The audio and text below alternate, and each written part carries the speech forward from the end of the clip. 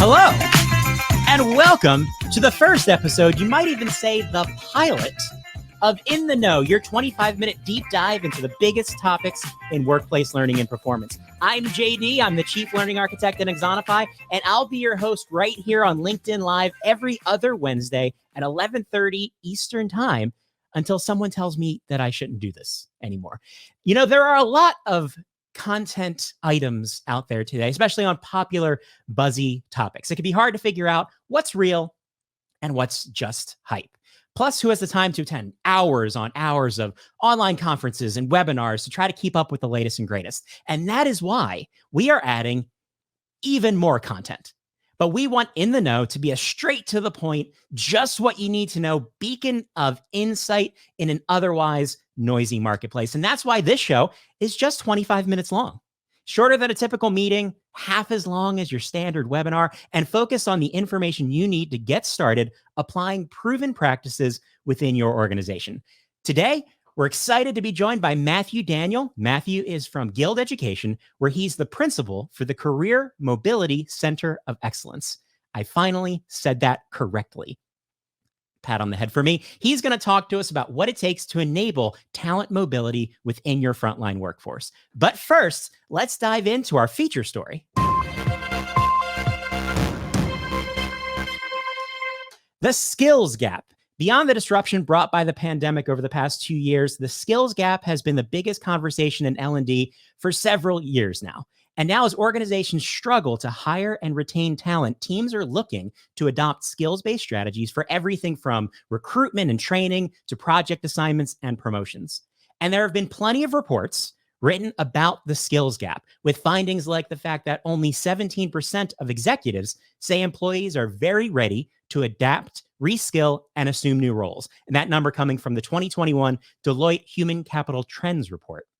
But at the same time, while we're talking about the lack of critical skills in the workplace, we're also seeing an actual decline in skill development programs. Degreed actually reported that 46% of employees say their organizations reduced upskilling and reskilling in 2021. This is where I think the problem actually rests. It's not that we fail to recognize the importance of skills. Yes, we have plenty of challenges when it comes to measuring employee capability and performance. But the real problem, from my perspective, isn't a skills gap. It's an opportunity gap. The reason we're struggling to find the skills our organizations need is because we failed to prioritize the opportunity to develop for far, far too long. And the opportunity gap, it isn't just one thing. It's actually a combination of factors that brought us to this point. And it starts with mindset. How we think about the role learning and skill development plays within the workforce at all levels of the organization, from frontline workers to senior executives. This then determines how we prioritize development within our organizations. Do we consider it as a secondary task, something we can't regularly make time for? Or is it an ongoing part of the job that's just as important as reaching our next quarterly KPI? Then there's the question of inclusion. Are we prioritizing skill development for every employee, regardless of where they work and the type of work they do, or how long they've been doing it? Skill development also has to fit within the realities of the workplace. We have to provide opportunities that are realistic and achievable. We must go to the employee rather than expecting them to make time in their busy schedules to come to us. And then finally, there's the digital side of the opportunity gap, making sure we have technology in place so employees can access training and resources they need to build the right skills so they can do their best work every day. And at the same time, prepare for the skills they're going to need into the future. So as your organizations are discussing skills gaps and looking at ways to adopt skills-based strategies, be sure to take a hard look at the realities of opportunity within your company. Because if real opportunity to develop doesn't exist, your new ontology or your new skills marketplace won't actually help you close the skills gap. And that was our feature story for today. Today's feature story is brought to you by Axonify. Axonify is the mobile-first training and communication solution that helps your frontline workforce get ready for anything. To learn more about Axonify's digital learning experience and check out success stories from companies like O'Reilly Auto Parts, Longo's, Briscoe Group, Citizens Bank, MOL Group, and Etihad Airways, head over to axonify.com. But now it's time to bring in our very first in the know guest to discuss what it means to really create opportunity for frontline workers. Matthew Daniel is the principal for career mobility I did it, for the Career Mobility Center of Excellence at Guild It's a Education. mouthful. It's got a good, it's a solid title. It's a crunchy title. Guild's mission is to unlock opportunity for America's workforce through education and upskilling with a double bottom line business model that does well by doing good. You've probably heard about Guild in the press for the work they do with major frontline employers like Target, Walmart, Macy's, Chipotle, and close to my own heart and background behind me, the Walt Disney Company. Guild was also just named hot off the press to Time's list of the 100 most influential companies of 2022. And you've probably seen Matthew before during one of his many media appearances because he's basically doing a press junket of the L&D space right now. So Matthew Daniel, welcome. You are in the know. Oh, thanks for having me. It's so great to be with you, JD. Thanks for the opportunity to chat. Thanks for diving into this experiment with us right off the bat. So I want to jump right in and get your thoughts on how frontline work is perceived as a starting point.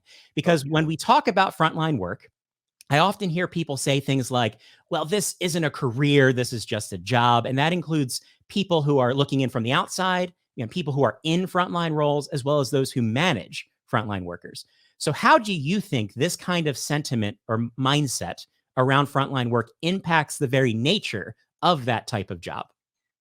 Yeah, I'm going to start with just a big old boo for folks who say that kind of stuff. Go talk to my grandma who worked at the Harps grocery store, or my grandfather who was so proud of his work on 9/11 to help land planes and help people find places to stay in Little Rock. He worked at Delta.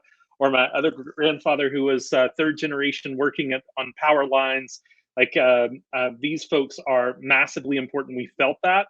At the end of the day, we as a society treat our frontline workers as if they're second class in a number of ways. And what I have found in my time at Guild Education is I spend time learning about our learners. When you talk to a 35-year-old single mother who's got 2 kids and is spending the hours, she's up early, she's at work doing good work, she's at home, she's making dinner, and then she's putting the kids to bed and going right to school to better herself. So I think this concept or misconception is a better name for it about the frontline and the value that they add to the workforce is frustrating and misplaced, and also just false. And ultimately, we see that because we see the number of frontline employees who are making investments in themselves. And where an employer like a Walmart or a Walt Disney or Chipotle is creating opportunity, those employees are seizing it and finding ways into new jobs where they're adding increased value inside the organization, which makes me excited to get up and do the work I'm doing every day. Awesome. And totally agreed. So let's dive into that idea that you mentioned and I talked about around career advancement and opportunity. And I saw you recently cited a Pew Research stat that says the same percentage of people who quit their job for pay quit their jobs due to lack of career advancement opportunity. And when you work in a frontline role, like you work in a grocery store, you work in a restaurant, career opportunity can often be directly correlated to promotion, right? Going to supervisor, Right. going to manager. Right. But if those positions aren't opening, or if the manager's been here for a really long time, opportunities quickly become limited. So how should organizations, in your perspective, start thinking about the concept of career opportunity differently than they have in the past when it comes to frontline workers? Yeah, I want to back up to that data point that you mentioned because it was 63%. I think most of the time, JD, you know better than most in the L&D space, is that it's actually hard to get data on frontline employees. Most of the surveys that are out there don't contain that kind of data. So there's one other data point I want to bring up, which is that 62% of frontline workers in particular would stay longer if there was the prospect of mobility inside their organizations. Not just if they got mobility, but if they actually believed that there was a prospect of mobility in their own organizations. So how do employers think about this? I think first of all, there is a lot of mobility includes that leveling up. And I do think when we see that there's a great resignation, that great resignation isn't concentrated in white collar jobs. It's not concentrated in blue collar jobs. It's equally distributed. So there are lots of opportunities for just that vertical movement within the existing job family, even where they are. But if you take those, there was a grocer that I was talking with last year, and what they saw as an opportunity was a horizontal movement. It wasn't that employees needed to believe that they had to double their salary next year. Again, misconception. What they said is, can you go work in the deli? Can you go work in the bakery? Can you develop more specialized skills? And the employees were jumping at the opportunity to learn more specialized skills. So I think this concept that it's got to be more pay and more money, I think everybody should have a living wage, but ultimately we can create opportunity by, yes, vertical movement. We also create it by horizontal movement to new fields that have more vertical movement or opportunity in them. They have more specialized skills. They let people feel more confident when they show up to work. I think the other thing that I just wouldn't take off the table is that some of what you're doing is helping people find their way to more of what they believe in. So sometimes it's not even about increased pay. Sometimes mobility requires a decrease in pay, but the people who show up now have more flexibility. I think there was some great research that came out of, Lighthouse Group, I think is the name of it. And it was about the increased ability to be flexible, to have working hours that better aligned with being at kids' ball games or those kind of things. That's mobility that people feel confident about. So I think there are a lot of different ways to think of it. We shouldn't just think of it as moving vertically inside your own organization. I think two key points that I took from your answer is, or kind of one key point wrapped around two concepts, is that opportunity and flexibility mean different things to different people. Yeah, so that's right. How do we build into the structure of work flexibility and opportunity that's meaningful to our organization, the people we work with? And often when I hear people ask those questions, where I start with an answer is ask people who do the job. So instead of trying to assume, which is glad you said that. We are doing when it comes to the whole like hybrid work, remote work, how many days in the office should people work? What's the exact mathematical formula thing? Have you asked people? Right. So it's the same thing applied to the frontline workforce, where you say people want more flexibility in their work. What does flexibility mean? And then instead of the one way I could do it, thinking just about schedules, what are all of the ways where if we cross-train people into different positions, it actually adds agility to the operation and actually potentially flexibility to the worker experience as well. So there's a lot more options on the table to create opportunity than I think people naturally think of when they think of opportunity as vertical promotion and movement. Yeah. Awesome. I agree. Yeah. I made a note to say, ask them on this question, and I didn't say it. So I'm so glad that you did. Just ask the freaking question. What do they want? You'd be amazed what the response is. Yeah. So many things in life is just ask, and someone might tell you. It may not give you the entire answer, but they'll at least give you pieces that you can then piece together to solve the puzzle.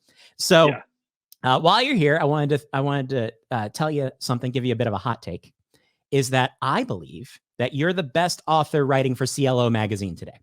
And that is meaningful because I write for CLO Magazine as well. So clearly, if I'm saying that, I'm humbling the ego for just a moment. So thank you for your articles. Always great, thought-provoking pieces, especially around the frontline. I think one of our first conversations, I said that it felt like we're screaming similar stories or kind of trying to raise awareness of similar topics. You're standing on that street corner over there, and I'm on the street corner over here.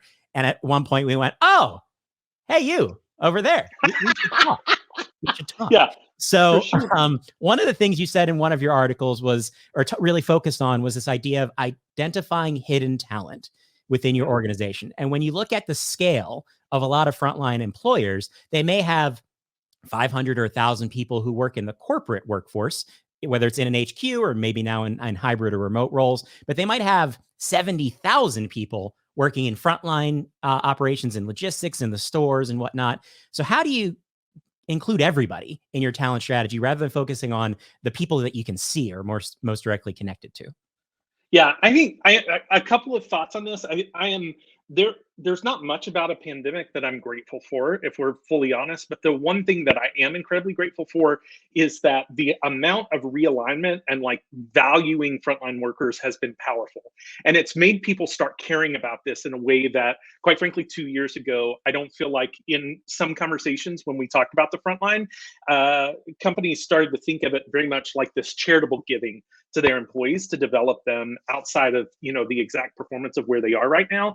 I think more and more employers are seeing the opportunity that they have to invest in people as a longer term return, so that they're building some of their own talent internally. I think the other thing, and I'll just mention the SEC pressure on talent reporting that's coming out, really helps move things along. Ultimately, I think that investment, it's helpful to think of it as a supply demand issue, and that if we create investment in these people, they stick around, they stay, they look for new opportunities, they'll make investments back into the organization. So I think for those companies who are thinking about those 1,000 in the front office and those 70,000 that are out in the field, I think I'm just going to tell a personal story. You may have seen it on LinkedIn before. My brother, he's a plumber. And he, at Christmas, about a year and a half ago now, came to me and said, "Hey, I want to show you something." Handed me his phone, and he had programmed 2 games on his phone. I had no idea he was doing this. My sister, who is a hairstylist, frontline worker, also is running the what do you call it? The booster club at the gym that her daughter is does gymnastics in.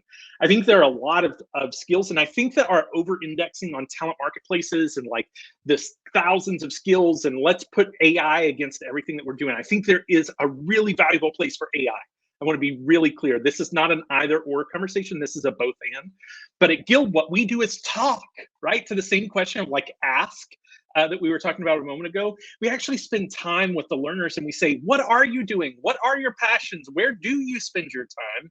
And we're helping guide them into learning opportunities that are based on the capabilities that they have, that may not show up in your LinkedIn profile, or may not show up in your resume, or may not show up in your HCM. We're asking them about where they spend their time. And if it turns out you're designing flyers for your PTA to make sure everybody's aware of an event, or if you're working on this outside project where you're volunteering and you're organizing other people, even if you don't have any direct reports at work, it turns out you're learning skills. And we have to have the conversation and extract from those employees that they have this identity beyond the work that they're doing every day, and help to frame that up. I think the business, going back to that answer I gave a second ago, that business pressure from the SEC to report on skills that helps a company see value in skills beyond the job descriptions that they have right now is a really powerful motivator to help the business say it's worth the time and investment to identify what those skills are outside of jobs. But I think the way that you're going to have to hear about the skills that your 70,000 folks in the field have is that you're going to have to create new avenues to let them express those skills to you outside of typecasting them as their job descriptions as the only part of who they are. And I think we've seen, I've had conversations and I've seen evidence, including in my personal life, where organizations have identified almost through necessity the fact that there's a lot of frontline skill development taking place that is now being leveraged in non-frontline capacity. So example, I know someone who was a server in restaurants for a long time and is now running onboarding programs and onboarding teams for technology startups, because the human skill capabilities they built in frontline roles are directly applicable, even though they don't have a credential that says, I can do this, therefore I can also work in this type of a job. So I'm curious to get your perspective on how can organizations do a better job of giving people credit for the work they're doing on the front line, the skills they're building, even if it typically doesn't come with a certificate or a skills marketplace that says, I can do these things. How should people think about that? I'm going to be really tangible here for a second, because I think there is work that we're doing at Guild where we actually go to employers and we say, hey, Chipotle, your frontline manager program, can we take that training program that you've designed, those objectives and the exams and the making sure that they prove that they have the skills, can we go and get that, the word that we use in higher ed is articulated? Can we actually get that work articulated for credit hours? There are some programs inside the business where people are learning skills to be a general manager at a Chipotle facility at a store. And it turns out those folks are getting over 30 credits in college for the work that they're doing. There are organizations out there who are willing to recognize the training investment, the work that goes into making sure that you really learn the skill and articulating those skills in ways that give people credit and help them move forward by recognizing that. I think there's a concept, and I just want to go a click higher, which I think is the point that you were making, is those skills, the way that I talk about those is that those are durable skills. There's the work that you do that is going out to a table and asking somebody, what would you like to eat today? There's the greater part of that where you know that somebody is able to communicate in a real-time position about what we have and why you should pick this and where you should go. That's different than taking orders, because that's what it sounds like on a job description. If we just take a hot 15 minutes and have a conversation, it turns out what we're talking about is communication and these more robust, durable skills that are highly transferable. And this isn't just conceptual.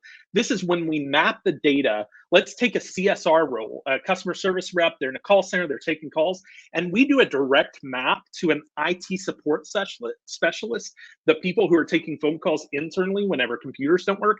And it turns out that those skill profiles overlap by 60 to 70%. You just have to take the time to do the analysis, and then you find out, and you shouldn't do it everywhere, right? Like every role in an organization is not a fit for mobility.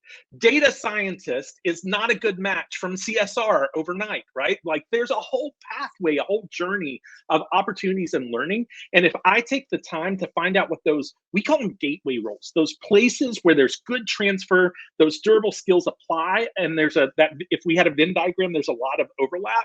If we will spend the time to do that kind of mapping, we will see that there is overlap. 60 to 70%, and we start creating pathways for people to get to mobility, to get into newer opportunities, and then continue bringing in more into the workforce. It's this whole supply chain of moving talent across the organization. When we do it, spend the time to frame it as durable skills, change our own paradigm in the HR space and the learning and talent development space, it turns out we can create a lot of opportunities for others.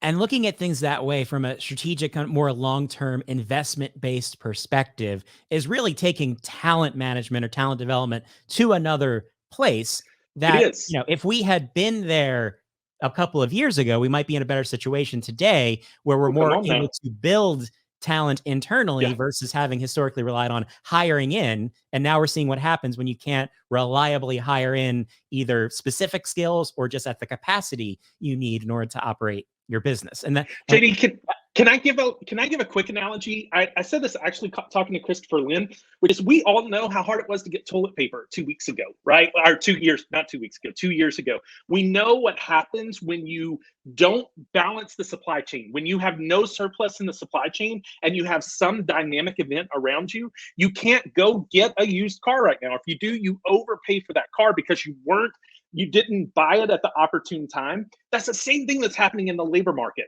We just developed just the skills that were needed for just today's job. And as a result, we didn't create the surplus of talent in the system so that when we had a shock to the system, and this is not the first one we've had, right? We had our own opt-in shocks through digital transformation. If we create our own surplus talent, then we're not as susceptible to all those winds of changes in the supply demand in that whole marketplace that we're dealing with. And even beyond like the major shock to the system we're experiencing now, anyone who's had either considerable turnover within their organization, or you just have that person leave, and how much damage happens potentially to your operation when someone who is a highly skilled, highly experienced individual is no longer available. We all know what that can do to an operation where you're not building up a sustainable skill set where people can step into roles when that person isn't there anymore. There's one more big question I want to ask before we wrap up. which connects to what you're talking about around giving people credit and potentially a kickstart or a head start on a more progressive skill development program, whether it be something in a higher education program or technical skill development program, because we're seeing more and more that low, no cost degrees, tuition reimbursement, these types of things are becoming more of a table stakes part of the frontline employee proposition.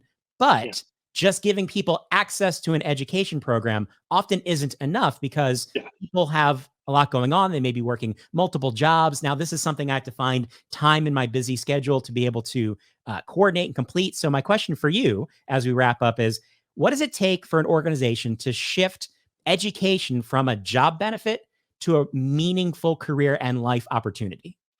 Yeah, I'll be succinct. First of all, you got to have pathways. Like the opportunities, you can't just put out, here's your tuition reimbursement, go take any course you want, we'll pay you back for it. It just doesn't work. People want to know that there are jobs and opportunities on the other side of it. So that learning opportunity, even that long form credential or degree or whatever that thing is, it needs to be tied to where we know jobs are and where people are going to have opportunity. Number two, you got to tell them. Right? I think one of the problem is we're like, oh, come to me, come to me. And ultimately it won't happen. We are relentless about being in the face of frontline learners because they do have a lot going on in their world. We are marketing to them. We are speaking to the challenges that they're up against. We are painting a picture of the future. Number three, you coach them because they are going to have a lot of things that along the way are getting in the way of that journey. I just started back to school and I'm overwhelmed, JD. Like I am thinking to myself, how do you show up in the way that they do every day? Let me go live this experience myself as somebody who has a job. And it's painful. And we coach people along the way. I think if you use coaching or not, you've got to have supports. You've got to have something there that says, how do you deal with stress? How do you deal with family commitments? What do you do when you have to take a break for a little bit? How do you get started back? So all those kind of infrastructure pieces that you put in place, paint around pathways, make sure it's tied to jobs and opportunities. Make sure it's aligned to strategy, coach them, and help them be successful on the other side. These are the things we do to help make sure, and not just we as in Guild, but if we want to really help people reskill and think about the future, we got to put the supports around it. We can't just spray and pray and hope that it works out for them. Great ideas, great thoughts. Final question is, if people are nodding their head vigorously in agreement, where do you recommend people get started when it comes to improving talent mobility on the front line, and how can they learn more about you and the work you do at Guild? Yeah. So how do you connect with me? LinkedIn, Matthew J. Daniel. So you can find me, and I can't wait to connect with you all and learn from you. I think I said a little bit of it a second ago, which is create pathways. What do you need to do? You need to find out where the opportunities are in your organization. If you want to make valid pathways, you need to find out where the jobs are going to be 2 years from now, where the jobs can be 3 years from now. How do I know what's happening in my own organization aligned with the business strategy? Go get that data. Make sure that the partners that you bring in to help you solve this are not just selling you content. Listen to me. There are lots of folks who are selling libraries of content that nobody is going to consume. And I cannot think of something that would be worse for frontline employees than inviting them into a program that in the end doesn't create new career opportunities and economic mobility for them, whether it's in the job that they're in by performing better or in a future job by creating new skills that they need that are relevant to the context that they live in. Go figure out where the need is, bring the partners in who actually have the content that gets opens the doors for mobility, creates opportunity. And then final note is you got to figure out where the places are people can go.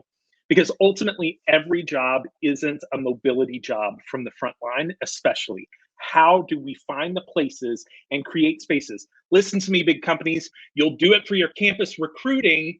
Now we need to think about frontline in the same way that we do all those wonderful folks we get from the local universities. How do we create opportunities for them to land in as they transition and add value to the organization?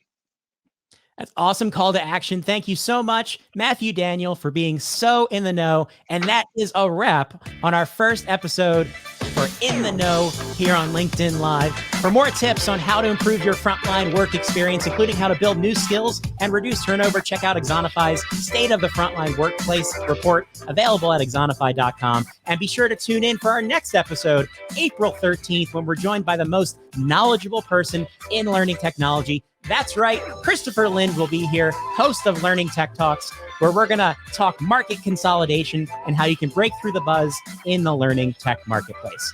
Until next time, I've been JD. Now you're in the know, and always remember to ask the important questions, like why do baby clothes have pockets?